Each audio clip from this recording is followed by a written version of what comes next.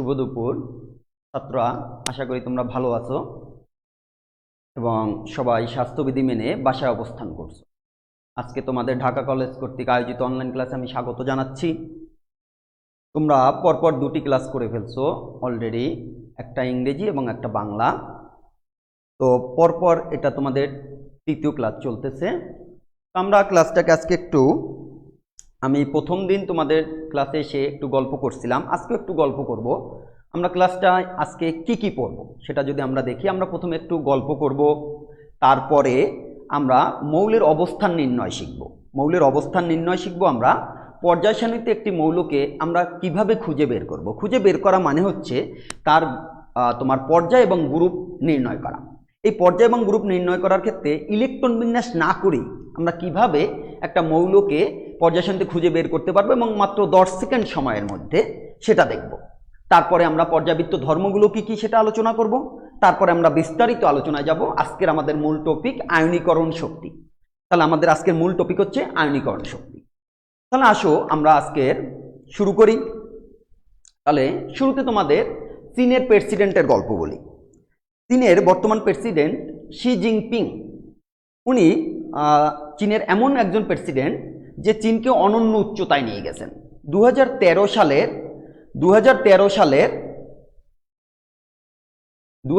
সালে চীনের যে আইন সংশোধন করা হয়েছে সেখানে তাকে আজীবন চীনের প্রেসিডেন্ট রাখার সুযোগ করা হয়েছে বা থাকার সুযোগ করা হয়েছে। তাহলে শি জিনপিং যখন ছোট ছিলেন, শি জিনপিংকে তার শিক্ষার্থীরা এক অনুষ্ঠানে প্রশ্ন করছিল যে আপনার সফলতার মূলে কি। তখন শি জিনপিং বলছিল যে আমি আমার বাবার দেয়া 3টি উপদেশকে হচ্ছে আমার জীবনের সফলতার মূল মন্ত্র, যেটা আমি এখনো মেনে চলি। তাহলে শি জিনপিং এর বাবার সেই 3টি উপদেশ কি? শি জিনপিং বলছিলেন যে আমি যখন ছোট ছিলাম তখন আমি খুব স্বার্থপর ছিলাম। আমি সবসময় নিজের স্বার্থটাকে বড় করে দেখতাম। এ কারণে আমার বন্ধুদের সংখ্যা আস্তে আস্তে কমতে থাকে এবং একসময় আমার আর কোনো বন্ধুই রইল না। আমি ভাবলাম বন্ধুরা হিংসুটে, আমার সাথে হিংসে করে চলে গেছে। আমার বাবা সব লক্ষ্য করতেন কিন্তু আমাকে কিছু বলতেন না। একদিন রাতে আমি বাসায় ফিরে দেখি বাবা খাবার টেবিলে আমার জন্য ওয়েট করতেছেন। সেই খাবার টেবিলে 2টি ডিশ ছিল নুডলসের, এবং নুডলসের একটি ডিশের উপরে খোসা ছড়ানো সিদ্ধ একটি ডিম ছিল। তখন চীনে এই ডিমটা ছিল নাকি খুব আভিজাত্য খাবার, এবং এই ডিম সবাই তখন সবসময় খেতে পারত না। তখন ওই ডিম শুধুমাত্র বিভিন্ন অনুষ্ঠানেই নাকি খাওয়া হতো। তো শি জিনপিং কি করলেন, তিনি তার বাবা তাকে অফার করলেন খাবার নাও। তাহলে যেটা ডিম ছিল সেটাই উনি গ্রহণ করলেন। একটু পরে দেখেন যে তার বাবার যে ডিশটি ছিল সেই ডিশের নুডলসের মধ্য থেকে ওটার নিচে আসলে 2টি ডিম ছিল। তখন সে খুব আফসোস করলো এবং নিজের প্রতি নিজে বিরক্ত হলো, রাগ হলো যে কেন আমি ওই ডিশটা নিলাম না। 2টা ডিম ছিল যেটায় একটা ডিমের ডিশটা আমি কেন নিতে গেলাম। তখন তার বাবা তার দিকে মুস্কি হেসে বলেছিলেন, শোনো, তোমার প্রথম লার্নিং হচ্ছে তুমি চোখে যা দেখো সেটা সবসময় সত্য নাও হতে পারে। কাজেই চোখের দেখায় একজন ব্যক্তি অথবা কোনো পরিস্থিতিকে তুমি বিচার করতে যেও না। এটা ছিল শি জিনপিংয়ের বাবার প্রথম উপদেশ। দ্বিতীয় দিন একই ঘটনা। রাতে আবার শি জিনপিং বাসায় আসলেন। বাবা ওভাবে খাবার রেডি করে বসে আছেন। এবার শি জিনপিংকে বলল নাও খাবার। ঠিক 2টা নুডলসের ডিশে একটার উপরে সিদ্ধ ডিম ছিল, একটাই ছিল না। এবার শি জিনপিং কি করলেন, গতদিন যেহেতু সে যেটাই ছিল না সেটার মধ্যে 2টি ছিল, তিনি সেই ডিশটি গ্রহণ করলেন। সত্যিকার অর্থে সেদিন ওই ডিশটায় কোনো ডিমই ছিল না। আবার সে নিজের প্রতি তার রাগ হলো। তখন তার বাবা আবার তাকে বললেন, তোমার প্রতি আমার দ্বিতীয় উপদেশ হচ্ছে অভিজ্ঞতা সবসময় সঠিক পথ দেখায় না। তুমি গতদিন একটি পরিস্থিতিকে যেভাবে মোকাবেলা করছো, আজকে ওই একই পরিস্থিতি ওইভাবে তুমি মোকাবেলা নাও করতে পারো। এটা হচ্ছে তোমার প্রতি আমার দ্বিতীয় উপদেশ। কাজেই তুমি সবসময় একই পরিস্থিতিতে একইভাবে সেটা মোকাবেলা করা যাবে না। তার মানে তুমি তোমার অভিজ্ঞতা এবং বুদ্ধিমত্তাকে কাজে লাগাবে না তা না, বুদ্ধিমত্তা এবং অভিজ্ঞতাকে তুমি কাজে লাগাবে, কিন্তু শেষ পর্যন্ত কি হবে সেটা জীবন বলে দেবে। শেষ পর্যন্ত তোমার কি হবে সেটা জীবন বলে দেবে। এরপরে তৃতীয় দিনের ঘটনা, শি জিনপিং বাসায় আসলেন। রাতে আবার আবার ওই নুডলসের ডিশ। এবার শি জিনপিং তার বাবাকে বললেন, বাবা তুমি আগে নাও। তখন তার বাবা মুচকি হেসে বললেন যে তোমার মধ্যে, এবং সে তার বাবাকে বললেন যে তুমি হচ্ছে সংসারের সবচেয়ে বড় এবং তোমার আই এই সংসার চলে, তাহলে তোমারই আগে নেওয়া এটা উচিত আমি মনে করি। তখন তার বাবা মুচকি এসে বললেন যে প্রত্যেকটা মানুষের মধ্যে কৃতজ্ঞতা এবং ঋণ স্বীকার করার প্রবণতা থাকা উচিত। তুমি যে আজকে কৃতজ্ঞতা স্বীকার করছো এর জন্য তোমার প্রতি আমি খুবই খুশি হলাম। তবে তুমি মনে রাখবে, তুমি যদি অন্যকে দাও তাহলে জীবন তোমাকে তার থেকে বেশি ফিরিয়ে দেবে। তুমি যদি অন্যের কথা ভাবো, সময় তোমার জন্য ভাববে। ওই দিন তার বাবা তাকে যে দৃষ্টি দিয়েছিল, সত্যিকার অর্থেই সেই দৃষ্টিতেই দুটি সিদ্ধ ডিম ছিল। তাহলে এটা ছিল শি জিনপিংয়ের প্রতি তৃতীয় উপদেশ তার বাবার। তাহলে এই তিনটি উপদেশ দিয়ে উনি বলছেন যে আমার রাজনৈতিক কেরিয়ার থেকে শুরু করে আমি যে আজকে চীনের মতো এত বড় একটি ক্ষমতাধর দেশের, বৃহৎ দেশের প্রেসিডেন্ট, আমি এই তিনটি উপদেশই মেনে চলি। উপদেশগুলো আমার কাছে গ্রহণযোগ্য মনে হয়েছে এবং ভালো লাগছে বিধায় তোমাদের সাথে শেয়ার করলাম। আসো আমরা এখন এই শি জিনপিংয়ের গল্প থেকে আমরা চলে যাই আমাদের পড়াশোনায়। আমাদের পড়াশোনার আজকের মূল যেটা আমি বলছি সেটা হচ্ছে, প্রথমে আমরা করব পর্যায় সারণীতে মৌলের ইলেকট্রন বিন্যাস না করেই কিভাবে অবস্থান নির্ণয় করব। তোমাদের গতদিন পর্যায় সারণী যে পড়ানো হয়েছিল সেটা যদি মনে থাকে তাহলে তোমরা দেখবা যে আমাদের পর্যায় সারণীতে 60টি পর্যায় ছিল এবং 18টি গ্রুপ ছিল। 60টি যে পর্যায় ছিল সেই পর্যায়গুলোর প্রথম গ্রুপের মৌলগুলোর অ্যাটমিক নাম্বার ছিল এরকম 1, 3, 11, 19, 37, 55 এবং 87। এটা কোন গ্রুপ? গ্রুপ 1। গ্রুপ 1 এটা হচ্ছে আমাদের গ্রুপ 1। তাহলে গ্রুপ 1 এর কয়টি মৌল ছিল? আমাদের মোট 60টি মৌল ছিল। 60টি মৌলের পারমাণবিক সংখ্যাগুলো কত ছিল? 1, 3, 11, 19, 37, 55, 87। এবার এই নাম্বারগুলোকে ব্যবহার করে আমি মাত্র 10 সেকেন্ডে যে কোনো মৌলের অবস্থান পর্যায় সারণীতে বের করে ফেলতে পারবো। দেখো তুমি প্রথমে তোমাদের দুটি সারি পড়ানো হয়েছিল, ল্যান্থানাইট সারি এবং অ্যাক্টিনাইট সারি। ল্যান্থানাইট সারির মৌলগুলোর পারমাণবিক সংখ্যা ছিল 57 থেকে 71 এবং অ্যাক্টিনাইট সারির ছিল 89 থেকে 103। ল্যান্থানাইট সারির মৌলগুলো অলওয়েজ গ্রুপ নাম্বার 3। অলওয়েজ তার গ্রুপ কত? 3। অ্যাক্টিনাইট সারিরও গ্রুপ অলওয়েজ 3, কিন্তু পর্যায় তাদের ভিন্ন। পর্যায় কত? তাদের পর্যায় এটা হচ্ছে 6 নাম্বার পর্যায়, এটা 7 নাম্বার পর্যায়। তাহলে যদি এই পারমাণবিক সংখ্যার মৌল তুমি পাও 57 থেকে 71, তুমি নির্দ্বিধায় বলে দিবে যে সেটা ষষ্ঠ পর্যায়ের তৃতীয় গ্রুপের মৌল। যদি তুমি পারমাণবিক সংখ্যা পাও 89 থেকে 103, তুমি নির্দ্বিধায় বলে দিবে তার গ্রুপ হচ্ছে 3 এবং পর্যায় হচ্ছে 7। তাহলে এই পারমাণবিক সংখ্যার মৌলগুলোর ক্ষেত্রে তোমাকে পর্যায় আর গ্রুপ নির্ণয় করার কোনো দরকার নেই। এদের ক্ষেত্রে পর্যায় গ্রুপ তুমি অলরেডি জেনে গেছো নির্ণয় না করে। এর বাইরে যে সকল মৌলসমূহ আছে তাদের পারমাণবিক সংখ্যা দেখে আমি কিভাবে বলে দিব সে কোন পর্যায়ের মৌল? তাহলে দেখো প্রথমে আমি তোমাকে আর্সেনিক যদি দেখাই, আর্সেনিক কত? 33। এবার তুমি হিসাব করো আর্সেনিক 33, তাহলে 1, 3, 11, 19, 37। তাহলে কোথায় আছে 33? 19-এর পরে আছে। তাহলে এটা প্রথম পর্যায়, দ্বিতীয় পর্যায়, তৃতীয় পর্যায়, চতুর্থ, পঞ্চম, ষষ্ঠ, সপ্তম। তাহলে আর্সেনিক আছে কোথায়? 19-এ।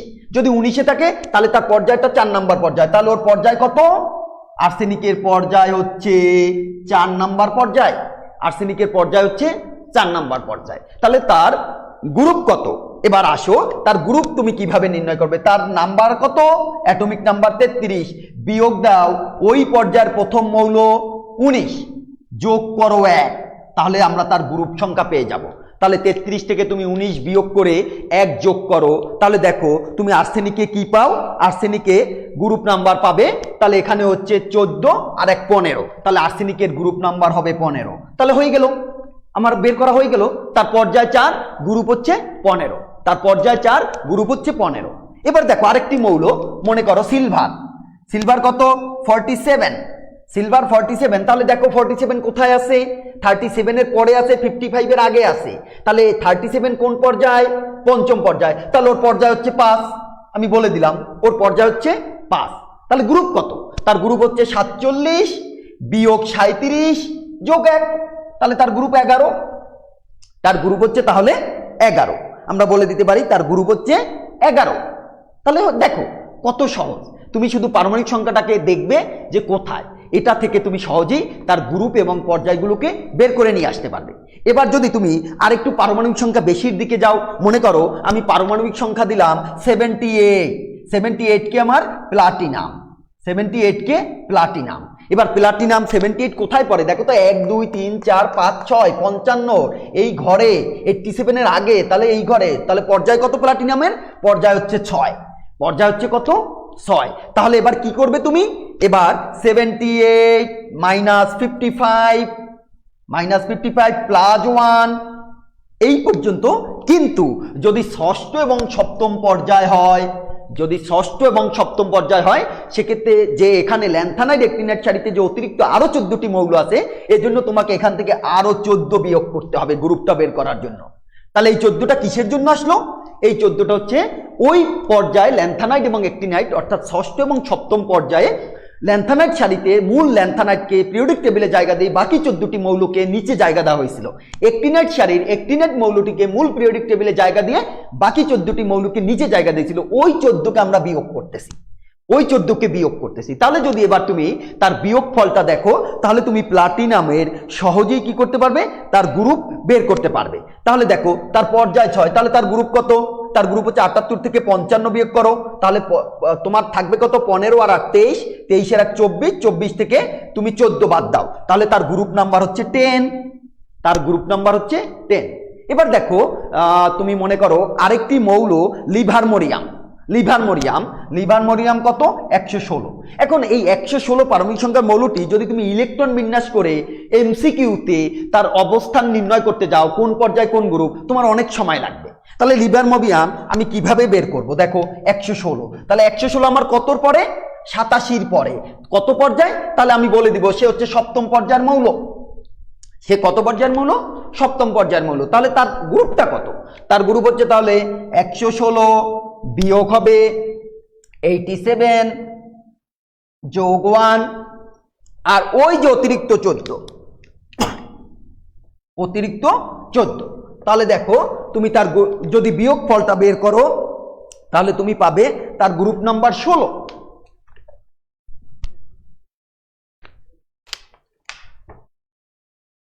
তাহলে তার গ্রুপ নাম্বারটা কত পাবে তুমি? 16, গ্রুপ নাম্বার পাওয়া যাবে 16। তাহলে এভাবে আমরা শুধু এই নাম্বারগুলোকে যদি মনে রাখতে পারি, তাহলে যে কোনো মৌলের অবস্থা আমি ইলেকট্রন বিন্যাস না করি বের করে দিতে পারবো।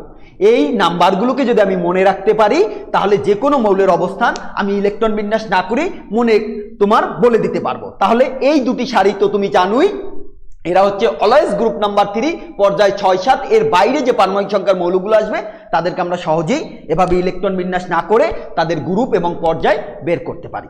এবার আসো আমরা পরের টপিকে চলে যাই। পরের টপিক হচ্ছে আমাদের পর্যায়বৃত্ত ধর্ম। গতদিন তোমাদেরকে বলেছিলাম আমি যে পর্যায়বৃত্ত ধর্ম কাকে বলে, পর্যায়বৃত্ত ধর্ম কাকে বলে। আমি বলছিলাম কি যে ইলেকট্রন বিন্যাসের উপর ভিত্তি করে পর্যায় সারণীতে যে ধর্মসমূহ পরিবর্তনশীল, ইলেকট্রন বিন্যাসের উপর ভিত্তি করে পর্যায় সারণীতে যে ধর্মগুলো পরিবর্তনশীল, তাকে আমরা বলবো পর্যায়বৃত্ত ধর্ম। তাকে আমরা কি বলবো? পর্যায়বৃত্ত ধর্ম। তাহলে এই পর্যায়বৃত্ত ধর্মগুলো কি কি? পর্যায়বৃত্ত ধর্মগুলো যদি তুমি দেখো, প্রথমে আমরা পড়ব পর্যায়বৃত্ত ধর্ম হচ্ছে পরমাণুর আকার। তাহলে প্রথমটা হচ্ছে আমাদের পরমাণুর আকার। দ্বিতীয়টা আমরা পড়ব আয়নীকরণ শক্তি, আয়নীকরণ শক্তি। তৃতীয় হচ্ছে আমাদের ইলেকট্রন আসক্তি, তোমরা নিশ্চয়ই লিখে নিবে এগুলা, ইলেকট্রন আসক্তি। 4 নাম্বার হচ্ছে আমাদের তড়িৎ ঋণাত্মকতা, ঋণাত্মকতা। 5 নাম্বার হচ্ছে আমাদের যোজ্যতা, 5 নাম্বার যোজ্যতা। 6 নাম্বার হচ্ছে আমাদের সমযোজী ব্যাসার্ধ, সমযোজী ব্যাসার্ধ।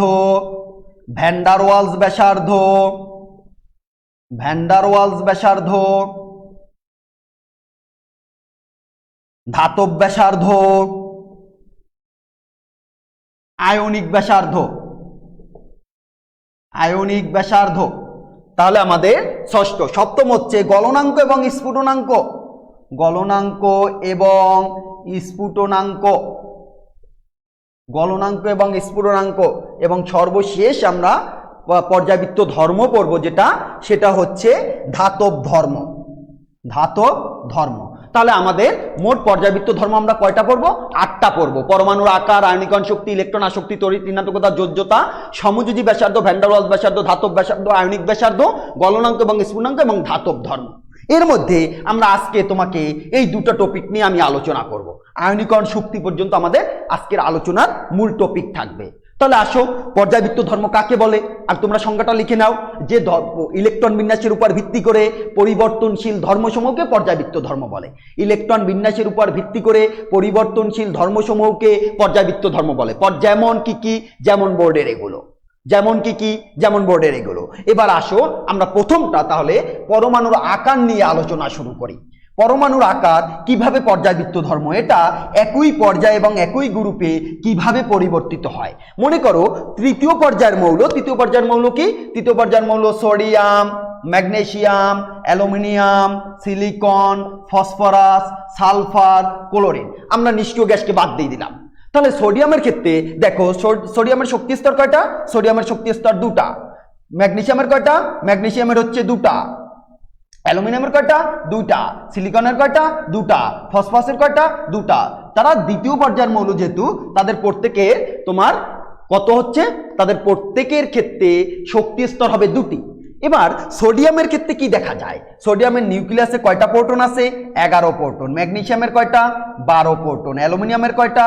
13 প্রোটন। সিলিকনের 14 প্রোটন। ফসফরাসের 15 প্রোটন। সালফারের 16 প্রোটন। ক্লোরিনের 17 প্রোটন। তাহলে তার প্রোটন সংখ্যা ক্রমান্বয়ে বাম থেকে ডানে বৃদ্ধি পাচ্ছে।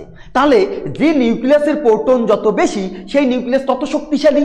তাহলে এই মৌলগুলোর মধ্যে কার নিউক্লিয়াস সবচেয়ে শক্তিশালী তুমি বলবে? এই মৌলগুলোর মধ্যে অবশ্যই ক্লোরিন পরমাণু নিউক্লিয়াস সবচেয়ে শক্তিশালী হবে। তাহলে অবশ্যই সোডিয়ামের নিউক্লিয়াস হবে দুর্বল। তাহলে যার নিউক্লিয়াস সবচেয়ে শক্তিশালী, সে তার বহিস্থ শক্তি স্তরকে কেমন বলে আকর্ষণ করবে? বেশি বলে আকর্ষণ করবে। এই বহিস্থ শক্তি স্তরকে তার নিউক্লিয়াস যত বেশি বলে আকর্ষণ করবে, বহিস্থ শক্তি স্তর নিউক্লিয়াসের তত কাছে চলে আসবে, আকার তত সংকুচিত হবে। এর বাইরে আমরা কি বলতে পারি? এর বাইরে আমরা বলতে পারি সোডিয়ামের ক্ষেত্রে 11 প্রোটন আর 11 ইলেকট্রন আছে। 11 প্রোটন 11 ইলেকট্রন। সিলিকনের ক্ষেত্রে 14 প্রোটন 14 ইলেকট্রন। ক্লোরিনের ক্ষেত্রে 17 প্রোটন 17 ইলেকট্রন। দেখো তুমি, যত পজিটিভ নেগেটিভ চার্জ বাড়বে, তাদের মধ্যে ইন্টারাকশন তত বাড়বে। 17টা প্রোটন 17টা ইলেকট্রনকে যত বলে আকর্ষণ করবে, 11টা প্রোটন 11টা ইলেকট্রনকে তত বলে আকর্ষণ করতে পারে না।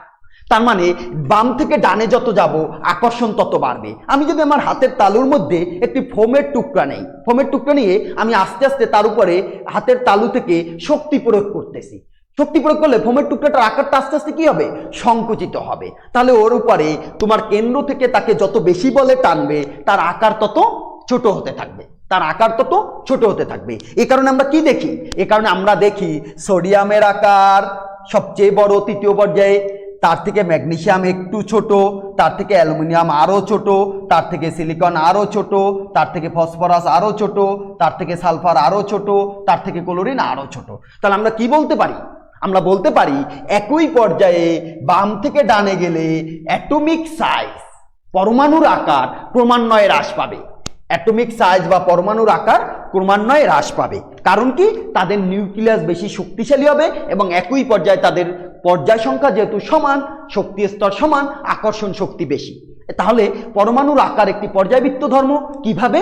একই পর্যায়ে বাম থেকে ডানে গেলে সে ক্রমান্বয়ে বৃদ্ধি পেতে থাকে।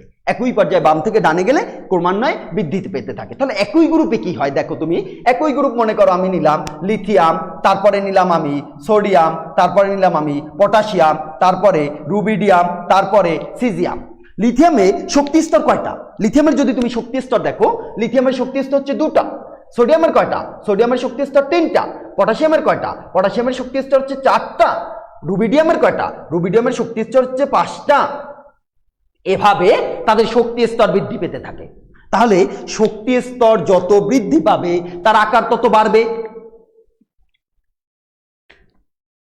শক্তি স্তর যত বৃদ্ধি পাবে, তার আকার তত কি হবে? বৃদ্ধি পেতে থাকবে। তাহলে তুমি কি বলবে? তুমি বলবে একই গ্রুপে উপর থেকে যত নিচে যাবে পরমাণুর আকার তত বৃদ্ধি পাবে। তাহলে কোন দিকে সংকুচিত হবে বা হ্রাস পাবে? একই গ্রুপে নিচ থেকে যত উপরের দিকে যাব পরমাণুর আকার তত হ্রাস পাবে। নিচ থেকে যত উপরের দিকে যাব তত পরমাণুর আকার হ্রাস পাবে। এখন তোমার মনে প্রশ্ন হতে পারে, স্যার বাম থেকে ডানে গেলে আপনি বলছেন নিউক্লিয়াসে প্রোটন বাড়ে, তাহলে এদেরও তো অ্যাটমিক নাম্বার বাড়ে উপর থেকে নিচে, তাহলে এদেরও তো নিউক্লিয়াসে প্রোটন বেশি বাড়তেছে। আচ্ছা, প্রোটন যতই বাড়ুক না কেন তার শক্তি স্তর এখানে প্রোটনের থেকে বেশি প্রভাব বিস্তার করে। শক্তি স্তর যখনই একটা হয়ে গেল তখনই এই পরমাণুর আকার ক্রমান্বয়ে বৃদ্ধি পেতে থাকলো। তাহলে আমরা কি বলতে পারি? আমরা বলতে পারি এই পর্যায় সারণীতে একই পর্যায়ে বাম থেকে ডানে গেলে পরমাণুর আকার হ্রাস পায়, বাম থেকে ডানে গেলে পরমাণুর আকার হ্রাস পায়, আবার আমরা একই গ্রুপে নিচ থেকে উপরে গেলে পরমাণুর আকার হ্রাস পায়, নিচ থেকে উপরে গেলে পরমাণুর আকার হ্রাস পায়। তাহলে আমরা যদি একটা পর্যায় সারণী দেখি, দেখো এ যদি একটি পর্যায় সারণী হয় তাহলে আমরা বলতে পারি পরমাণুর আকার বাম থেকে ডানে গেলে হ্রাস পাবে, পরমাণুর আকার হ্রাস পাবে, বাম থেকে ডানে পরমাণুর আকার হ্রাস পাবে। আবার একই গ্রুপে নিচ থেকে উপরে গেলে পরমাণুর আকার কি হবে? হ্রাস পাবে। একই গ্রুপে নিচ থেকে উপরে গেলে পরমাণুর আকার হ্রাস পাবে। তাহলে পরমাণুর আকার যদি তোমাকে পর্যাবৃত্ত ধর্মগুলো ভালো মতো আয়ত্ত করতে হয়, তাহলে পরমাণুর আকারের ক্রমটা যদি তুমি আয়ত্তে নিতে পারো, পরমাণুর আকারটা যদি সঠিকভাবে বুঝো, তাহলে পরের পর্যাবৃত্ত ধর্মগুলো তুমি খুব সহজেই বুঝতে পারবে। তাহলে আমরা বলছি পরমাণুর আকার বাম থেকে ডানে গেলে হ্রাস পাবে, একই গ্রুপে নিচ থেকে উপরে গেলে হ্রাস পাবে। এটা নোট করো, পরমাণুর আকার একই পর্যায়ে বাম থেকে ডানে গেলে হ্রাস পাবে, একই গ্রুপে নিচ থেকে উপরে গেলে হ্রাস পাবে। এবার আমরা আমাদের আজকের মূল টপিক আয়নীকরণ শক্তিতে চলে আসি। আয়নীকরণ শক্তি মানে হচ্ছে আয়নাইজেশন পটেনশিয়াল অথবা আয়নাইজেশন এনার্জি। আয়নাইজেশন এনার্জি বলবো আমরা, আয়নাইজেশন এনার্জি বা আয়নাইজেশন পটেনশিয়াল, তুমি যা বলো। আয়নীকরণ শক্তি বা আয়নীকরণ বিভব কাকে বলে? মনে করো একটি পরমাণু এম পরমাণু, তাহলে তার বহিস্থ শক্তি স্তরে ইলেকট্রন আছে। ওই ইলেকট্রনগুলো কিভাবে আবদ্ধ আছে? তার নিউক্লিয়াস কর্তৃক আকর্ষিত আছে। এবার ওই নিউক্লিয়াস কর্তৃক আকর্ষিত পরমাণু থেকে যদি তুমি একটি ইলেকট্রনকে অসীম দূরত্বে সরিয়ে দাও, তাহলে ওর উপরে কি হবে? একটি ধনাত্মক চার্জের সৃষ্টি হবে। এই ইলেকট্রনটাকে আমি কোথায় সরাবো? অসীমে সরিয়ে দেব। এখন অসীম দূরত্ব মানে কি? অসীম দূরত্ব মানে কি স্যার মহাশূন্যে পাঠিয়ে দিব ইলেকট্রন? না, যেখানে পরমাণুর নিউক্লিয়াসের আকর্ষণ নেই, যেখানে পরমাণুর নিউক্লিয়াসের আকর্ষণ নেই সেটাই হচ্ছে ওই নিউক্লিয়াস থেকে অসীম দূরত্ব, যেখানে ইলেকট্রনকে সে আকর্ষণ করতে পারে না। তাহলে সেই দূরত্বটা কত হতে পারে? তুমি চিন্তা করো, একটা পরমাণুর আকার কত ছোট, তাহলে সেই দূরত্বটা কত হতে পারে? 1 সেন্টিমিটার, 2 সেন্টিমিটার যথেষ্ট। 2 সেন্টিমিটার হলেই তার জন্য সেটা অসীম দূরত্ব।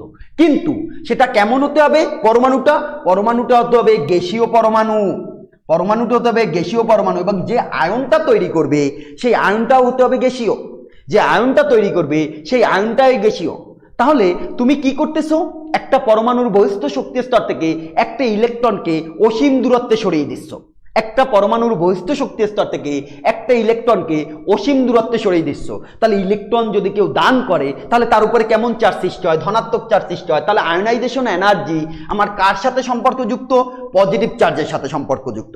তাহলে আয়নাইজেশন এনার্জি আমরা বা আয়নীকরণ শক্তি যদি তার উপরে ঋণাত্মক চার্জ হয়, সেই ধরনের আয়নের ক্ষেত্রে কিন্তু প্রযোজ্য না। তাহলে আয়নীকরণ শক্তি আমার ধনাত্মক চার্জযুক্ত আয়নের ক্ষেত্রে প্রযোজ্য। তাহলে আমরা কেমন অবস্থার একটা পরমাণু নিব? গ্যাসীয় অবস্থার একটি পরমাণু নিব, তার থেকে বহিস্থ শক্তি স্তর থেকে একটি ইলেকট্রনকে অসীম দূরত্বে সরিয়ে দিব, যার ফলে গ্যাসীয় অবস্থার একক ধনাত্মক আয়ন পরিণত হবে। এখন তুমি যে ইলেকট্রনটাকে অসীম দূরত্বে সরিয়ে দিছো, ওই ইলেকট্রনটা এর নিউক্লিয়াস কর্তৃক আকর্ষিত আছে, ওই পরমাণু কর্তৃক আকর্ষিত।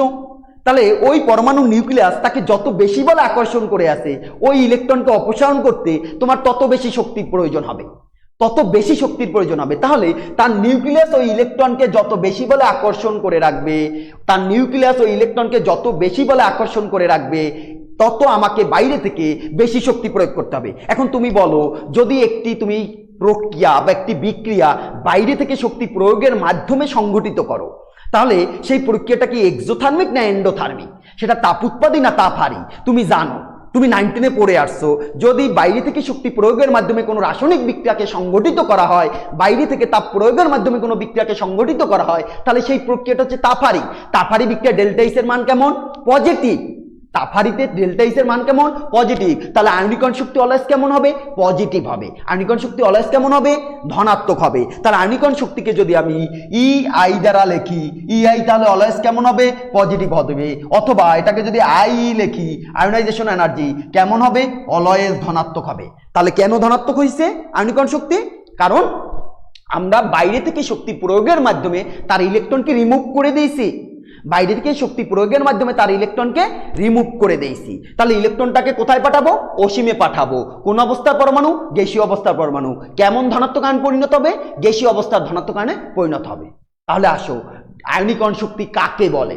তাহলে আমরা বলবো গ্যাসীয় অবস্থায় কোনো পরমাণুর সর্ববহিস্থ শক্তি স্তর থেকে 1 মোল ইলেকট্রনকে অসীম দূরত্বে সরিয়ে গ্যাসীয় অবস্থার 1 মোল একক ধনাত্মক আয়নে পরিণত করতে যে পরিমাণ শক্তির প্রয়োজন হয় তাকে তার ওই মৌলের আয়নীকরণ শক্তি বলে। তাহলে কি বলছি আমি? গ্যাসীয় অবস্থায় কোনো পরমাণুর সর্ববহিস্থ শক্তি স্তর থেকে 1 মোল ইলেকট্রনকে অসীম দূরত্বে সরিয়ে গ্যাসীয় অবস্থার 1 মোল একক ধনাত্মক আয়নে পরিণত করতে যে পরিমাণ শক্তির প্রয়োজন হয়। আমি কি বলছি? শক্তির প্রয়োজন হয় মানে কি? আমি বাইরে থেকে শক্তি প্রয়োগ করতেছি, বাইরে থেকে শক্তি প্রয়োগ করতেছি বিদায়ী তার কি হচ্ছে?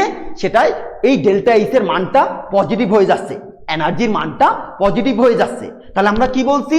গ্যাসীয় অবস্থায় কোনো পরমাণুর সর্ববহিস্থ শক্তি স্তর থেকে 1 মোল ইলেকট্রনকে অসীম দূরত্বে সরিয়ে গ্যাসীয় অবস্থার 1 মোল একক ধনাত্মক আয়নে পরিণত করতে যে পরিমাণ শক্তির প্রয়োজন হয় তাকে তার আয়নীকরণ শক্তি বলে। যেমন সোডিয়াম, যেমন দেখো সোডিয়াম পরমাণু, তাহলে সোডিয়াম পরমাণু গ্যাসীয় অবস্থায় তার বহিস্থ শক্তি স্তর থেকে তুমি 1 মোল ইলেকট্রনকে অসীম দূরত্বে সরিয়ে দিবে, তাহলে সোডিয়াম কি তৈরি করবে? সোডিয়াম একক ধনাত্মক আয়ন তৈরি করবে। তাহলে যোগ ইলেকট্রন এই ইলেকট্রনটা কোন দূরত্বে সরিয়ে দিছি? অসীম দূরত্বে সরিয়ে দিছি। এবার সোডিয়ামের যদি তুমি গঠন দেখো, এ হচ্ছে সোডিয়াম পরমাণু, এ হচ্ছে তার প্রথম শক্তি স্তর, এ দ্বিতীয় শক্তি স্তর, এ তৃতীয় শক্তি স্তর। তাহলে তার পারমাণবিক সংখ্যা কত? তার পারমাণবিক সংখ্যা 11। তাহলে এখানে কয়টা আছে? 2টা। এখানে আছে কয়টা? 8টা। এখানে আছে কয়টা? 1টা। তাহলে যে ইলেকট্রনটাকে তুমি সরিয়ে দিয়েছো সেই ইলেকট্রনটা কোথায় আছে? তার বহিস্থ শক্তি স্তরে আছে। ওইখান থেকে তুমি কোথায় পাঠিয়ে দিছো? অসীম দূরত্বে পাঠিয়ে দিছো। তাহলে তোমার কত শক্তির প্রয়োজন হচ্ছে? 496 কিলোজুল শক্তির প্রয়োজন হচ্ছে। তাহলে আমরা সোডিয়ামের আয়নীকরণ শক্তির মান 496 কিলোজুল পার মোল, কিলোজুল পার মোল। তাহলে আয়নীকরণ শক্তিকে আমরা সবসময় কিলোজুল পার মোল বা ইলেকট্রন ভোল্ট যে এককে তুমি চাও প্রকাশ করতে পারো, তবে আমরা সবসময় বেশিরভাগ ক্ষেত্রে কিলোজুল পার মোল এককে ব্যবহার করে থাকি। তাহলে সোডিয়াম পরমাণুর সর্ববহিস্থ শক্তি স্তর থেকে 1 মোল ইলেকট্রনকে অসীম দূরত্বে সরাতে 496 কিলোজুল শক্তির প্রয়োজন হয়। তাহলে আমি বাইরে থেকে যদি তার উপরে 496 কিলোজুল শক্তি প্রয়োগ করতে পারি তাহলেই তার ইলেকট্রনটাকে সরিয়ে দেওয়া সম্ভব হবে, তাহলে এই শক্তিটাই হচ্ছে আয়নীকরণ শক্তি। তাহলে আয়নীকরণ শক্তির সংজ্ঞাটা যদি আমি আরেকবার বলি তোমাকে, গ্যাসীয় অবস্থায় কোনো পরমাণুর সর্ববহিস্থ শক্তি স্তর থেকে 1 মোল ইলেকট্রনকে অসীম দূরত্বে সরিয়ে গ্যাসীয় অবস্থার 1 মোল একক ধনাত্মক আয়নে পরিণত করতে যে পরিমাণ শক্তির প্রয়োজন হয় তাকে ওই মোলের আয়নীকরণ শক্তি বলে। এবার দেখো তুমি অ্যালুমিনিয়াম, তাহলে অ্যালুমিনিয়ামের তোমার গ্যাসীয় অবস্থার অ্যালুমিনিয়াম থেকে আমি একটা ইলেকট্রন সরিয়ে দিব, তাহলে সে কি তৈরি হবে? অ্যালুমিনিয়াম ধনাত্মক আয়নে পরিণত হবে। এবার আমি আরো একটি ইলেকট্রনকে তার সরিয়ে দিতে চাই, তাহলে সে কি হবে? অ্যালুমিনিয়াম 2+ আয়নে পরিণত হবে। তাহলে সে কি তৈরি হয়ে গেল? অ্যালুমিনিয়াম 2+ আয়নে তো পরিণত হয়ে গেল। এবার আমি তার শক্তি স্তর থেকে আরো একটা ইলেকট্রনকে সরাতে চাই, তার শক্তি স্তর থেকে আরো একটা ইলেকট্রনকে অসীমে সরাতে চাই, তাহলে হবে অ্যালুমিনিয়াম 3+। তাহলে অ্যালুমিনিয়ামের যদি তুমি পারমাণবিক সংখ্যা দেখো 13, তাহলে 2, 8, 3, তার বিন্যাসটা কেমন? 2, 8, 3। এবার আমি প্রথমে 1 মোল ইলেকট্রন সরিয়েছি, একটা ধনাত্মক আয়নে পরিণত হয়েছে, আর 1 মোল ইলেকট্রন সরিয়েছি, 2টা ধনাত্মক আয়ন, আরো 1 মোল ইলেকট্রন সরিয়েছি, 3টা ধনাত্মক আয়ন। এবার তুমি বলো এখানে তাহলে একটা আয়নীকরণ শক্তি হবে, এখানে একটা আয়নীকরণ শক্তি হবে, এখানে একটা আয়নীকরণ শক্তি হবে। তাহলে আমরা বলবো কি? প্রথম মোল ইলেকট্রন অপসারণ করতে যে শক্তির প্রয়োজন হয় সেটা হচ্ছে তার প্রথম আয়নীকরণ শক্তি IE1, সেটাকে বলবো প্রথম আয়নীকরণ শক্তি IE1। দ্বিতীয় ইলেকট্রনকে সরাতে যেটা লাগবে সেটা IE2, এটাকে বলবো দ্বিতীয় আয়নীকরণ শক্তি। তৃতীয় ইলেকট্রনকে রিমুভ করতে IE3, তৃতীয় ইলেকট্রনকে যে পরিমাণ শক্তি লাগবে IE3।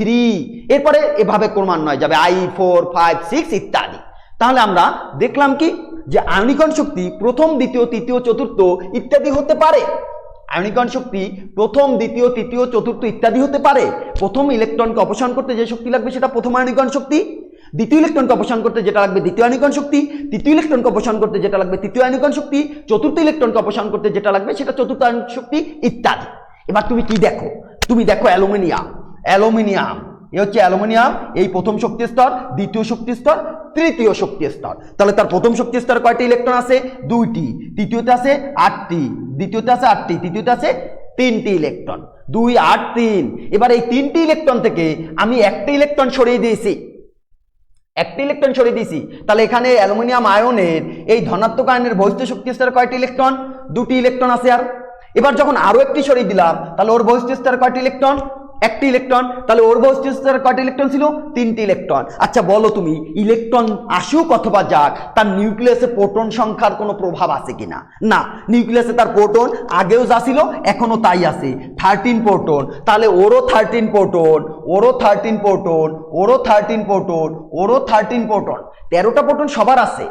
তাহলে তার 13টা প্রোটন দিয়ে সে বহিস্থ স্তরের 3টি ইলেকট্রনকে যে বলে আকর্ষণ করছিল, একটি ইলেকট্রনকে অপসারণ করার পরে 13টা প্রোটন থেকে 2টি ইলেকট্রনকে আরো বেশি বলে আকর্ষণ করবে, কারণ ইলেকট্রন সংখ্যা কমে গেছে। এবার তাকে আকর্ষণ করা আরো সহজ হয়ে গেল। তাহলে 3টি ইলেকট্রনের পরিবর্তে যখন 2টা হলো তখন সে আরো বেশি বলে আকর্ষণ করবে।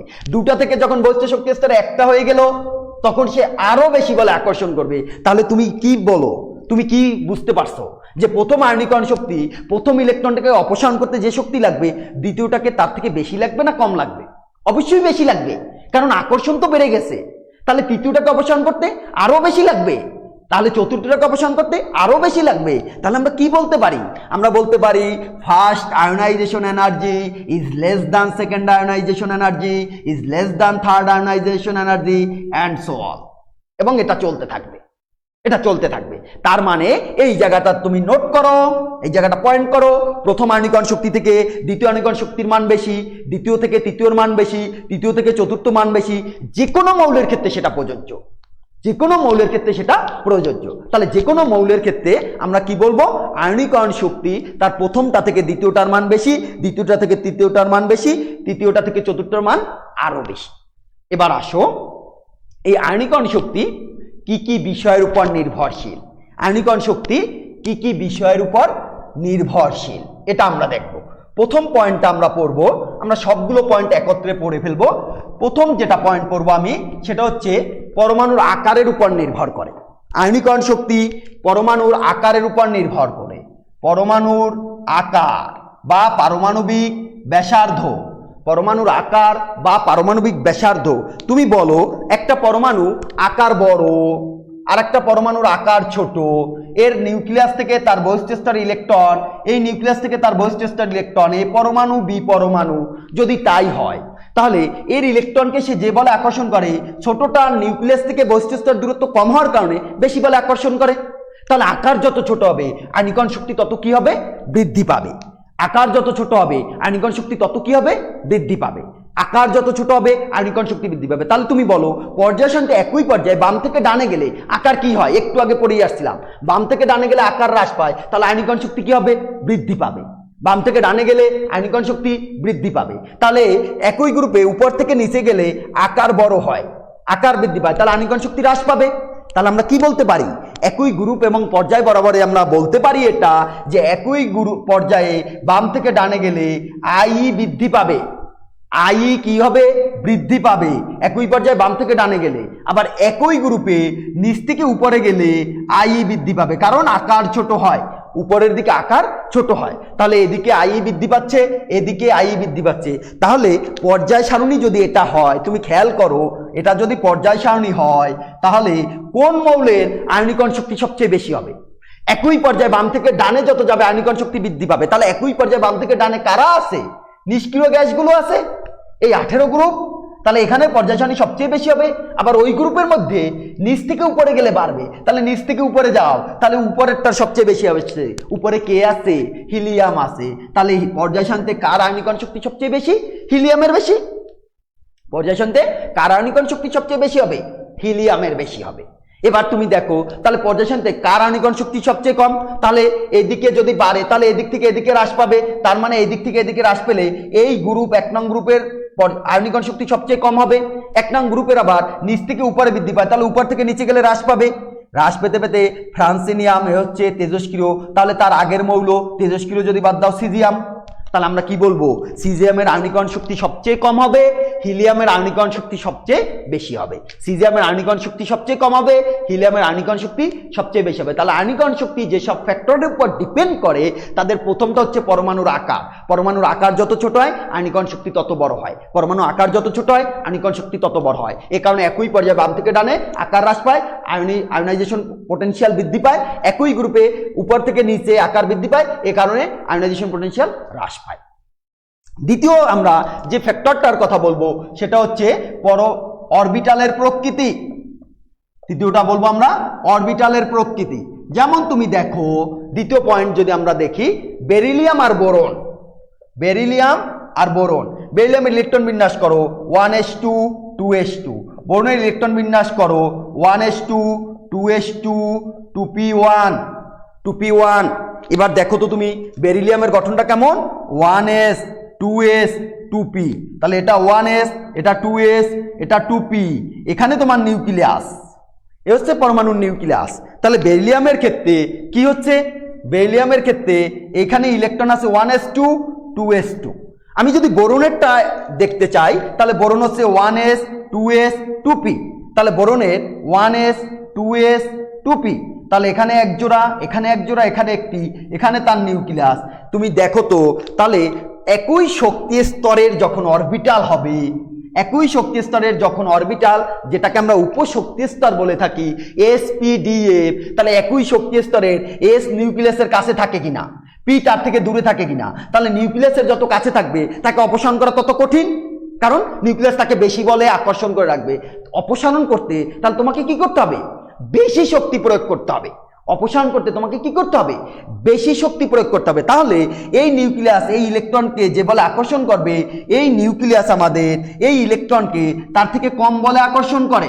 তাহলে আমরা সহজেই 2s এর পরিবর্তে 3p থেকে ইলেকট্রনকে অপসারণ করতে পারি।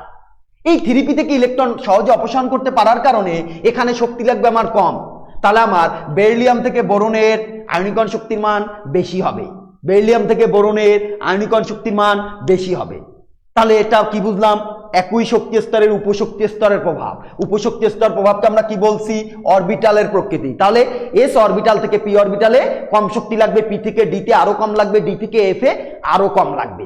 বেরিলিয়াম এবং বোরনের ক্ষেত্রে এই ব্যতিক্রমটা ঘটে। যদিও তুমি এক্সপেক্ট করছিলে কি, তুমি প্রত্যাশা কি, বেরিলিয়াম থেকে বোরনের বেশি হওয়ার কথা ছিল, কারণ একই পর্যায়ে বাম থেকে ডানে বাড়ে, তাহলে ও তো 4 ও 5, তাহলে ওর দিকে বাড়ার কথা, কিন্তু এখানে কি হবে, ব্যতিক্রম ঘটবে। বেরিলিয়ামের আয়নীকরণ শক্তির মানটা কি হবে, বোরন থেকে বড় হবে। তাহলে তুমি চিন্তা করো ম্যাগনেসিয়াম এবং অ্যালুমিনিয়ামের ক্ষেত্রে কি হবে, ম্যাগনেসিয়াম এবং অ্যালুমিনিয়াম, এটা তুমি চিন্তা করতে থাকো, আমি একটু পরে তোমার কাছ থেকে উত্তর নিব। ম্যাগনেসিয়াম এবং অ্যালুমিনিয়াম। 3 নাম্বারটা দেখবো আমরা, তোমার বহিস্থ স্তরের ইলেকট্রনীয় কাঠামো। বহিস্থ স্তরের ইলেকট্রনীয় কাঠামো, বহিস্থ স্তরের ইলেকট্রনীয় কাঠামো। যেমন দেখো নাইট্রোজেন অক্সিজেন, তাহলে তুমি কি ভাবছো নাইট্রোজেনের পরে অক্সিজেন পর্যায়ে একই পর্যায়ের মৌল, তাহলে অক্সিজেনের আয়নীকরণ শক্তি বেশি, কিন্তু না, কেন না, দেখো নাইট্রোজেনের ইলেকট্রন বিন্যাস 1s2 2s2 2p3, অক্সিজেনের ইলেকট্রন বিন্যাস 1s2 2s2 2p4। এবার তুমি চিন্তা করো 2p তে p অরবিটালে কয়টি ইলেকট্রন থাকতে পারে, পি অরবিটালে সর্বোচ্চ ইলেকট্রন থাকতে পারে 6টি, গত লেকচারে তোমাদের পড়ানো হয়েছে। তারপরে থাকতে পারে তার অর্ধপূর্ণ অবস্থা 3। তাহলে একটি অরবিটাল যদি ইলেকট্রন দ্বারা পূর্ণ থাকে তার স্থিতিশীলতা সবচেয়ে বেশি, তার মানে ফুল ফিল্ড যদি হয় তার স্থিতিশীলতা বা স্টেবিলিটি বেশি হবে। তারপরে হাফ ফিল্ড, অর্ধপূর্ণ হলে তারপরে স্থিতিশীল, এবং হাফ ফিল্ডের পরে হচ্ছে পার্শিয়াল ফিল্ড, আংশিক পূর্ণ। তার মানে যে কোনো অরবিটাল ইলেকট্রন দ্বারা পূর্ণ হলে সে সবচেয়ে স্থিতিশীল, তারপরের স্থিতিশীল অবস্থাটা হবে অর্ধপূর্ণ অবস্থা, এবং এই অর্ধপূর্ণর পরে হবে অন্যান্য আংশিক অবস্থা। যেমন অন্যান্য আংশিক অবস্থা পি এর ক্ষেত্রে কত হতে পারে, P1 হতে পারে, P2 হতে পারে, P4 হতে পারে, P5 হতে পারে। তাহলে 2p3 থেকে ইলেকট্রন অপসারণ করা দরকার আর 2p4 থেকে। তাহলে কোথায় বেশি শক্তি প্রয়োজন হবে? কে বেশি স্থিতিশীল? যারটা বেশি স্থিতিশীল, যার কাঠামোর স্টেবিলিটি যত বেশি, তার থেকে ইলেকট্রন অপসারণ করতে তত বেশি শক্তি প্রয়োজন হবে। তাহলে আমি কোথা থেকে ইলেকট্রন অপসারণ করতে আমাকে বেশি শক্তির প্রয়োজন হবে? অবশ্যই 2p3 থেকে ইলেকট্রন অপসারণ করতে বেশি শক্তির প্রয়োজন হবে। তাহলে নাইট্রোজেন আয়নীকরণ শক্তি অক্সিজেন অপেক্ষা বেশি হবে। নাইট্রোজেনের আয়নীকরণ শক্তি অক্সিজেন অপেক্ষা বেশি হবে। তাহলে তুমি চিন্তা করো, ফসফরাস এবং সালফার এর মধ্যে কার বড় হবে? তুমি চিন্তা করতে থাকো, ক্রোমিয়াম ম্যাঙ্গানিজ এর মধ্যে কে বড় হবে? এটা আমরা আসবো লেকচার শেষে। তাহলে এটা যদি নাইট্রোজেন অক্সিজেন থেকে বড় হয়, তাহলে ফসফরাস সালফারের মধ্যে কে বড়? ক্রোমিয়াম ম্যাঙ্গানিজের মধ্যে কে বড় আয়নীকরণ শক্তিতে? সেটা তুমি চিন্তা করো। 4 নম্বর ফ্যাক্টর যদি আমরা দেখি, 4 নম্বর ফ্যাক্টরটা হচ্ছে জারণ মান। 4 নম্বর ফ্যাক্টরটা হচ্ছে জারণ মান। আসো জারণ মানে কি ঘটে সেটা আমরা দেখি। জারণ মানের ক্ষেত্রে আমরা যদি দেখি, জারণ মান 4 নাম্বার, যেটার উপর আয়নীকরণ শক্তি নির্ভর করবে। যেমন দেখো, ক্যালসিয়াম, ক্যালসিয়াম প্লাস, ক্যালসিয়াম 2+। আমি কি করলাম? ক্যালসিয়াম থেকে একটি ইলেকট্রন দান করে ক্যালসিয়াম আয়ন তৈরি করলাম, সেখান থেকে আরো একটি ইলেকট্রন দান করে ক্যালসিয়াম 2+ করলাম, ক্যালসিয়াম 2+ থেকে আরো একটি ইলেকট্রন দিয়ে ক্যালসিয়াম 3+ করলাম। তাহলে এখান থেকে একটি ইলেকট্রন বাদ দাও, এখান থেকে একটি ইলেকট্রন, এখান থেকে একটি ইলেকট্রন। তাহলে এটা হচ্ছে তার প্রথম আয়নীকরণ শক্তি, ফার্স্ট আয়নাইজেশন পোটেনশিয়াল, এটা সেকেন্ড, এটা থার্ড। তাহলে ক্যালসিয়ামের জারণ মান কত? 0। ক্যালসিয়াম একটা +1, ক্যালসিয়াম +2। তুমি যদি আয়নীকরণ শক্তি দেখো তাহলে দেখতে পাবে যে এর আয়নীকরণ শক্তির মান 590 কিলোজুল পার মোল। এটার হচ্ছে 1150 কিলোজুল পার মোল। এটা হচ্ছে 4950 কিলোজুল পার মোল। তাহলে তুমি কি বুঝলে? তুমি বুঝলে জারণ মান যত বৃদ্ধি পাবে আয়নীকরণ শক্তির মানও তত বৃদ্ধি পাবে। জারণ মান বৃদ্ধির সাথে সাথে আয়নীকরণ শক্তির মানও বৃদ্ধি পাবে। কেন? জারণ মান যত বাড়বে পরমাণুর আকার তত ছোট হবে। পরমাণুর আকার যত ছোট হবে তার নিউক্লিয়াস, তার বহিঃস্থ স্তরে ইলেকট্রনের উপর আকর্ষণ তত বেশি করবে। যত বেশি আকর্ষণ করবে সেখান থেকে ইলেকট্রন অপসারণ করতে তত বেশি শক্তি প্রয়োজন হবে। তাহলে জারণ মান যত বৃদ্ধি পাবে আয়নীকরণ শক্তির মান তত বাড়বে। যেমন দেখো, তোমাকে যদি আমি বলি যে সিলিকন 2+, সিলিকন 4+ বা 3+, তাহলে এর মধ্যে কার আয়নীকরণ শক্তি বেশি হবে? তুমি নির্দ্বিধায় বলে দিবে সিলিকন 3+ এর ছাড় বেশি হবে। তোমাকে যদি আমি প্রশ্ন করি ফসফরাস 3- এবং ফসফরাস 2- এর মধ্যে কার আয়নীকরণ শক্তি বেশি? তাহলে নেগেটিভ চার্জ, নেগেটিভ মান যার বড় সে আসলে তো ছোট, সে আসলে ছোট। তাহলে ওর জারণ মান -3, ওর জারণ মান -2। বড় কে? -2 বড়, তাহলে ওর আয়নীকরণ শক্তি বেশি। তাহলে আমরা কি বলতে পারি? আমরা যদি একটা লেখচিত্র অঙ্কন করি, দেখো এটা হচ্ছে 0, এটা +1, এটা +2, এটা +3, এটা হচ্ছে -1, -2, -3। তাহলে আয়নাইজেশন এনার্জি বাম থেকে ডানে কি হবে? বৃদ্ধি পাবে। তাহলে আই ইনক্রিজ চিহ্ন দিব আমরা, যে বৃদ্ধি পেতে থাকবে। কখন? যখন জারণ মান ক্রমান্বয়ে বৃদ্ধি পেতে থাকবে, যখন জারণ মান ক্রমান্বয়ে বৃদ্ধি পেতে থাকবে। এবার 4 নাম্বার পয়েন্ট, 5 নাম্বার পয়েন্টে আমরা চলে যাব। 5 নাম্বার পয়েন্টটা হচ্ছে আমাদের ক্ষেত্রে, 5 নাম্বার পয়েন্টটা আমাদের হচ্ছে গিয়ে তোমাদের আচ্ছাদন প্রভাব বা আবরণী প্রভাব। আচ্ছাদন প্রভাব বা আবরণী প্রভাব। আচ্ছাদন মানে কি? আচ্ছাদন মানে হচ্ছে, মনে করো সোডিয়াম পরমাণু, তার এখানে বহিঃস্থ শক্তি স্তরে একটি ইলেকট্রন আছে। এই একটি ইলেকট্রন, এখানে আছে 8টা ইলেকট্রন, এখানে আছে তার 2টা ইলেকট্রন। অন্তঃস্থ শক্তি স্তরের ইলেকট্রনগুলো বহিঃস্থ শক্তি স্তরের ইলেকট্রনের উপর নিউক্লিয়াসের আকর্ষণকে বাধা দেয়। এটা কি আমরা আচ্ছাদন বা আবরণ মানে ঢেকে দেয়া। তোমার ক্যামেরার সামনে যদি হাত রেখে দেই তাহলে তুমি বোর্ড দেখতে পাবো না। মানে কি? আমি হাত দিয়ে তোমাকে আচ্ছাদিত করলাম, তুমি আমাকে দেখতে পাচ্ছ না। তাহলে এটাই হচ্ছে আবরণী প্রভাব বা আচ্ছাদন প্রভাব। তাহলে এই সোডিয়ামটা ইলেকট্রনকে যত বেশি বলে আকর্ষণ করবে তত এই ইলেকট্রনটাকে অপসারণ করতে বেশি শক্তি লাগবে। তাহলে ওরা যদি একে আচ্ছাদিত করে দেয়, কাকে আচ্ছাদিত করে? নিউক্লিয়াসকে বলতেছে তুমি ওই ইলেকট্রনকে আকর্ষণ করতে পারবে না। তাহলে কি হবে? তাহলে হবে এই ইলেকট্রনটাকে তুমি সহজেই রিমুভ করতে পারবে। তাহলে আমরা বলতে পারি কি? আমরা বলতে পারি আয়নাইজেশন এনার্জি হচ্ছে আবরণী প্রভাবের ব্যস্তানুপাতিক। আবরণী প্রভাব যত বাড়বে আয়নাইজেশন এনার্জি তত কমবে। যেমন দেখো, লিথিয়াম, সোডিয়াম, পটাশিয়াম। তুমি দেখো তো এর ইলেকট্রন বিন্যাস করো তো। লিথিয়াম হচ্ছে 2-1, সোডিয়াম 2-8-1, পটাশিয়াম 2-8-8-1। তাহলে তার বহিষ্ঠ শক্তি স্তর ইলেকট্রনটাকে তুমি অপসারণ করতে চাও, বহিষ্ঠ শক্তি স্তরে ইলেকট্রনটাকে অপসারণ করতে চাও, তাহলে লিথিয়াম কি করবে, তার দুটি ইলেকট্রন দ্বারা তাকে শেল্ডিং করবে। সোডিয়ামের 10টি ইলেকট্রন শেল্ডিংটা করবে, শেল্ডিং মানে আচ্ছাদন বা আবরণী, আর পটাশিয়ামের সেটা করবে 18টি ইলেকট্রন। তাহলে 18টি ইলেকট্রন বেশি বলে শেল্ডিং করতে পারবে, 18টি ইলেকট্রন বেশি বলে নিউক্লিয়াসকে ঢেকে দিতে পারবে, যার ফলে পটাশিয়ামের ইলেকট্রনকে অপসারণ করতে তোমার কম শক্তি লাগবে।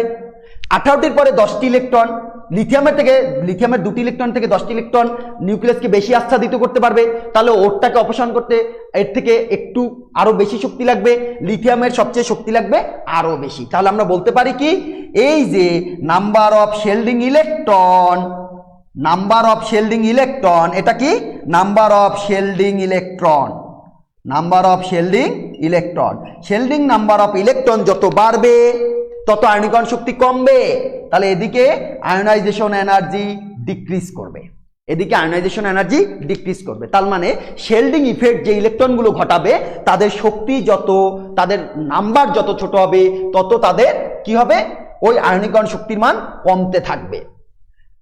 লাস্ট ওয়ান হচ্ছে আমাদের 6 নম্বর পয়েন্ট হচ্ছে কার্যকর nuclear charge, effective nuclear charge. তাহলে ইফেক্টিভ নিউক্লিয়ার চার্জ বা দেখো কার্যকর নিউক্লিয়ার চার্জ, কার্যকর নিউক্লিয়ার চার্জ। তাহলে তুমি দেখো লিথিয়াম আর বেরিলিয়াম, মনে করো লিথিয়ামে প্রোটন আছে কয়টা, 3টা, বেরিলিয়ামে প্রোটন আছে কয়টা, 4টা প্রোটন, লিথিয়ামে 3টা প্রোটন, বেরিলিয়ামে 4টা প্রোটন। তাহলে এবার তুমি যদি এদেরকে লিথিয়ামের গঠন দেখো, লিথিয়াম পরমাণু তার একে এই লিথিয়াম, যদি বেরিলিয়াম দেখো এই বেরিলিয়াম এই এই, এবার যদি তুমি দেখো এখানে 2টি ইলেকট্রন আছে, এখানে 1টি ইলেকট্রন আছে, এখানে 2টি ইলেকট্রন আছে, এখানে 2টি ইলেকট্রন আছে, তাহলে এর ইফেক্টিভ চার্জ কত, এর ইফেক্টিভ চার্জ হচ্ছে ZeFF, ইফেক্টিভ নিউক্লিয়ার চার্জ সমান হবে Z minus number of shielding electron. তাহলে এর Z কত, Z মানে এর প্রোটন সংখ্যা কত, +3, minus number of shielding electron কয়টা, 2টা, তাহলে +1। তাহলে ওর ক্ষেত্রে Z কত, ZeFF সমান ওর প্রোটন সংখ্যা +4 মাইনাস ওর শেল্ডিং ইলেকট্রন কয়টা, 2টা, কারণ আউটার মোড সেলের ইলেকট্রন কিন্তু শেল্ডিং ইলেকট্রনের বাইরে থাকবে, আউটার মোড সেলের ইলেকট্রনকে আমরা রিমুভ করব, তাহলে ওটাকে শেল্ড কে করতেছে, অবশ্যই তার ইনার শেল, তার আগের শক্তি স্তর ইলেকট্রন যতগুলো থাকবে ততগুলো কাউন্ট হবে, তাহলে হবে +2। তাহলে ইফেক্টিভ নিউক্লিয়ার চার্জ কার বেশি, বেরিলিয়ামের অবশ্যই বেশি, তাহলে লিথিয়াম থেকে বেরিলিয়ামের আয়নীকরণ শক্তিমান বড় হবে, লিথিয়াম থেকে বেরিলিয়ামের আয়নীকরণ শক্তিমান বড় হবে। তাহলে আমরা কি পেলাম, প্রথম পয়েন্ট থেকে পরমাণুর আকার, দ্বিতীয় পয়েন্ট পড়ছি আমরা অরবিটালের প্রকৃতি, তৃতীয় পয়েন্ট আমরা কি পড়ছি, তৃতীয় পয়েন্ট আমরা পড়তে পারছি তোমার বহিষ্ঠ স্তর ইলেকট্রনীয় কাঠামো, চতুর্থ স্তর আমরা পড়ছি জারণ সংখ্যা, পঞ্চম স্তর আমরা পড়ছি, পঞ্চম পয়েন্টটা আমরা পড়ছি আচ্ছাদন প্রভাব, ষষ্ঠটা পড়ছি কার্যকর নিউক্লিয়ার চার্জ। এই কয়টা ফ্যাক্টর দ্বারা আয়নীকরণ শক্তি প্রভাবিত হয়, এই কয়টা ফ্যাক্টর দ্বারা আয়নীকরণ শক্তি প্রভাবিত হয়। এবার যদি আমরা দেখি একটু, তাহলে তোমাকে যদি বলি তাহলে কি কয়েকটা পয়েন্ট আমি বলে দিব। দেখো তুমি 1 নম্বর পয়েন্ট দেখো, তাহলে বেরিলিয়াম আর বোরন এর মধ্যে বেরিলিয়ামের আয়নীকরণ শক্তি বড় হবে, তাহলে ম্যাগনেসিয়াম এবং অ্যালুমিনিয়াম তোমাকে কাজ দিয়েছিলাম আমি, অবশ্যই ম্যাগনেসিয়ামের তাহলে ওর থেকে বড় হবে। 2 নাম্বার নাইট্রোজেন এবং অক্সিজেন, তাদের ক্ষেত্রে কি ঘটতেছে দেখো, নাইট্রোজেন অক্সিজেন, নাইট্রোজেনের আয়নীকরণ শক্তি বেশি হবে। তাহলে নাইট্রোজেনের গঠন কেমন, 1s2 2s2 2p3, তাহলে নাইট্রোজেন যখন একটি ইলেকট্রন দান করলো নাইট্রোজেন ধনাত্মক আয়নে পরিণত হয়ে গেল, 1s2 2s2 2p2। অক্সিজেনের ক্ষেত্রে যদি তুমি দেখো 1s2 2s2 2p4, তাহলে অক্সিজেন যখন ধনাত্মক আয়নে পরিণত হয়ে গেল 1s2 2s2 2p3, তাহলে তুমি বলছো হাফ ফিল্ডের কারণে এর এনার্জি বেশি লাগবে, তাহলে নাইট্রোজেনের প্রথম আয়নীকরণ শক্তি বেশি হবে, কিন্তু সেকেন্ড আয়নীকরণ শক্তি দেখো, সেকেন্ড আয়নীকরণ শক্তি দেখো এবার কারটা বেশি স্থিতিশীল, অবশ্যই অক্সিজেন। তাহলে নাইট্রোজেনের ফার্স্ট আয়নাইজেশন এনার্জি অক্সিজেন থেকে বড়, কিন্তু সেকেন্ড আয়নাইজেশন এনার্জি অক্সিজেন থেকে ছোট হবে। তাহলে আমরা কি বলবো, second আইই of nitrogen is less than second আইই of oxygen. তাহলে সেম ব্যাখ্যা হবে ফসফরাস এবং সালফারের ক্ষেত্রে, ফসফরাস এবং সালফারের, ফসফরাসের আয়নীকরণ শক্তি প্রথমটা বড় হবে কিন্তু দ্বিতীয়টা ছোট হবে। সেম ব্যাখ্যা তুমি পাবে কোথায়, ম্যাঙ্গানিজ এবং ক্রোমিয়ামে, ম্যাঙ্গানিজের প্রথম আয়নীকরণ শক্তি ক্রোমিয়াম থেকে বেশি কিন্তু দ্বিতীয় আয়নীকরণ শক্তি কম হবে। দ্বিতীয় আণবিক শক্তি কম হবে। 3 নম্বর পয়েন্ট তোমাকে আমি দেখাতে চাই, নিষ্ক্রিয় গ্যাসগুলোর আণবিক শক্তি কি হবে? নিষ্ক্রিয় গ্যাসগুলোর আণবিক শক্তি সর্বদা বেশি হবে, কারণ অষ্টকপূর্ণ। তাহলে 3 নম্বর পয়েন্ট হচ্ছে আমাদের নোবেল গ্যাসের আণবিক শক্তি সবচেয়ে বেশি হবে। 4 নম্বর পয়েন্ট দেখো তুমি, লিথিয়াম আয়ন আর হিলিয়াম, সোডিয়াম আয়ন, নিয়ন, বলো কার আণবিক শক্তি বেশি হবে? আমাদের নিষ্ক্রিয় গ্যাস দেখে মনে হতে পারে হিলিয়ামের বেশি, নিয়নের বেশি। না, এখানে সোডিয়ামের বেশি, এখানে লিথিয়াম আয়নের বেশি। কেন? ওরও ইলেকট্রনিক কাঠামো 2-8, ওরও 2-8, কিন্তু সোডিয়াম আয়নের নিউক্লিয়াসে প্রোটন আছে কয়টা? সোডিয়াম আয়নের নিউক্লিয়াসে প্রোটন আছে 11টা, ওর নিউক্লিয়াসে প্রোটন আছে 10টা। তাহলে 11টা প্রোটন বহিস্থ শক্তি স্তরের 8টি ইলেকট্রনকে যে বলে আকর্ষণ করে, 10টা প্রোটন বহিস্থ স্তরের ইলেকট্রনকে 8টি ইলেকট্রনকে তার থেকে কম বলে আকর্ষণ করে। এ কারণে সোডিয়ামের দ্বিতীয় আণবিক শক্তির মান 4562 কিলোজুল, কিন্তু নিয়নের মাত্র 2080 কিলোজুল। নিয়নের মাত্র 2080 কিলোজুল। তাহলে কোনো আয়ন যদি ধনাত্মক আয়নে পরিণত হওয়ার পরে নিষ্ক্রিয় গ্যাসে ইলেকট্রন কাঠামো অর্জন করে, তার ওখান থেকে আরো ইলেকট্রন অপসারণ করতে তোমাকে আরো বেশি শক্তি প্রয়োগ করতে হবে, 5 নম্বর পয়েন্ট হচ্ছে, তোমাকে বলবে সোডিয়াম 2+ আয়ন গঠন করে না, পটাশিয়াম 2+ আয়ন গঠন করে না, কেন? তখন তুমি বলবে সোডিয়ামের এই পরিমাণ এনার্জি দরকার হয় দ্বিতীয় ইলেকট্রনকে অপসারণ করতে। সোডিয়াম থেকে সোডিয়াম আয়ন থেকে সোডিয়াম 2+ আয়ন, এখানে শক্তি লাগে তোমার 496 কিলোজুল, কিন্তু এখানে শক্তি লাগে 4562 কিলোজুল। এই পরিমাণ এনার্জির কারণে সোডিয়াম দ্বিধনাত্মক আয়নে পরিণত হয় না। একই কারণে পটাশিয়ামও দ্বিধনাত্মক আয়নে পরিণত হয় না, কারণ এখানে শক্তি লাগে 3051 কিলোজুল, এবার আসো আমরা একটু গ্রুপের ক্ষেত্রে দেখি, পর্যায়ের ক্ষেত্রে দেখি। তাহলে প্রথম পর্যায়ে আমার মৌলকে, প্রথম পর্যায়ের মৌল হচ্ছে হাইড্রোজেন, হিলিয়াম। তাহলে হিলিয়ামের বেশি হবে। তারপরে দেখো lithium, beryllium, boron, carbon, nitrogen, oxygen, fluorine, neon. তোমার এক্সপেক্টেড কি ছিল? তোমার এক্সপেক্টেড ছিল যে এদিক থেকে বাড়বে, কিন্তু কি ঘটলো? একটু উল্টা ঘটনা ঘটে আসলো। বেরিলিয়াম এখানে চলে আসলো, নাইট্রোজেন এখানে চলে আসলো। তাহলে এক্সুয়াল কি ঘটতেছে?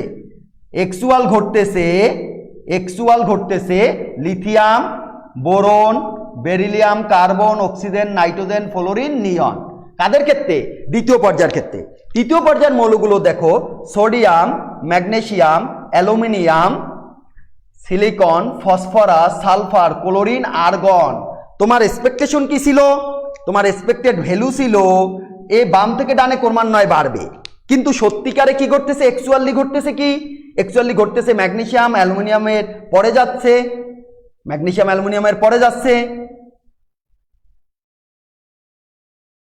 এবং ফসফরাস সালফারের পরে যাচ্ছে। তাহলে ঘটতেছে sodium, aluminium, magnesium, silicon, sulphur, phosphorus, chlorine, argon.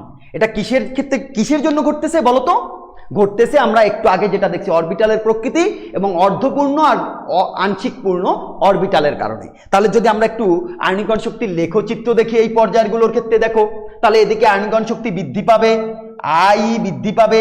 এদিকে অ্যাটমিক নাম্বার যদি নাও, তাহলে হাইড্রোজেন থেকে হিলিয়ামের বেশি, হিলিয়ামের পরে আসবে লিথিয়াম, লিথিয়ামের কম হবে, লিথিয়ামের পরে যাবে কে? বেরিলিয়াম, বোরন কমে যাবে, কার্বন, নাইট্রোজেন, অক্সিজেন কমে যাবে, অক্সিজেনের পরে ফ্লোরিন, নিয়ন, নিয়নের পরে এরপরে আসবে কে? এরপরে আসবে আবার সোডিয়াম, সোডিয়ামের পরে ম্যাগনেসিয়ামের বাড়বে, কিন্তু অ্যালুমিনিয়ামের কমবে, অ্যালুমিনিয়ামের পরে সিলিকন বাড়বে, ফসফরাস বাড়বে, সালফার কমবে, সালফার কমার পরে ক্লোরিন বাড়বে, আর্গন বাড়বে। তাহলে আমরা যদি এদের কার্ভগুলো দেখি, দেখো এ ধরনের কার্ভগুলো ফ্লাকচুয়েট করে। Hydrogen, helium, lithium, beryllium, boron, carbon, nitrogen, oxygen, fluorine, neon, sodium, magnesium, aluminium, এরপরে হচ্ছে silicon, phosphorus, sulphur, chlorine, argon. এই যে কার্ভগুলো। তাহলে কোন জায়গায় ব্যতিক্রম ঘটতেছে? বেরিলিয়াম বোরনে, নাইট্রোজেন অক্সিজেনে, ম্যাগনেসিয়াম অ্যালুমিনিয়ামে, ফসফরাস সালফারে। এই জায়গাগুলো যদি কোনো সময় এরকম কার্ভ পাও, তোমাকে বুঝতে হবে এটা আয়নীকরণ শক্তির কার্ভ। আয়নীকরণ শক্তির কার্ভ, এবং ওখানে যে যে জায়গাগুলো ব্যতিক্রম ঘটবে সেই জায়গাগুলো তোমাকে আলোচনা করতে হবে, এবং কেন ঘটছে ব্যতিক্রম সেটা আলোচনা করবে। তবে গ্রুপের ক্ষেত্রে আমরা সাধারণত ম্যাক্সিমাম গ্রুপের ক্ষেত্রেই আমরা কি দেখতে পাই, ম্যাক্সিমাম গ্রুপের ক্ষেত্রেই দেখতে পাই তারা আয়নীকরণ শক্তি সঠিক ক্রম মেনে চলে। তবে ডি ব্লক মৌলগুলোর ক্ষেত্রে ল্যান্থানাইড মৌলগুলোর আয়নীকরণ শক্তি তার যে পঞ্চম এবং চতুর্থ পর্যায়ের মৌলগুলো আছে তাদের থেকে বড় হয়, এবং 13 নং গ্রুপে খুব একটা তারা অসামঞ্জস্যপূর্ণ আচরণ করে। 13 নং গ্রুপে কারা দেখো, পরেরটা তেজস্ক্রিয়, ওটা বাদ। বোরন, অ্যালুমিনিয়াম, গ্যালিয়াম, ইন্ডিয়াম, থেলিয়াম, এদের আয়নীকরণ শক্তির কাপটা এরকম হয়, এরকম হয় আয়নীকরণ শক্তির কাপটা। তাহলে 13 নং গ্রুপে আয়নীকরণ শক্তি, এটা হচ্ছে বোরন, এটা অ্যালুমিনিয়াম, এটা গ্যালিয়াম, এটা ইন্ডিয়াম, এটা থেলিয়াম। কারণ এটা নিয়ে ল্যান্থানাইট সংকোচনের কারণে ল্যান্থানাইট কন্ট্যাক্ট ঘটে থেলিয়ামের, এই কারণে থেলিয়ামের আয়নীকরণ শক্তি বোরনের পরেই। তাহলে এই পর্যায়ে এটা হচ্ছে প্রথম, এটা হচ্ছে দ্বিতীয়, এটা হচ্ছে দ্বিতীয়, তারপরে তৃতীয়কে গ্যালিয়াম, চতুর্থকে অ্যালুমিনিয়াম, ইন্ডিয়াম হচ্ছে পঞ্চম নাম্বার সিরিয়ালে ঘটে। তাহলে আয়নীকরণ শক্তি ঘটে। তুমি যদি 14 নাম্বার গ্রুপের দিকে একটু তাকাও, 14 নাম্বার গ্রুপের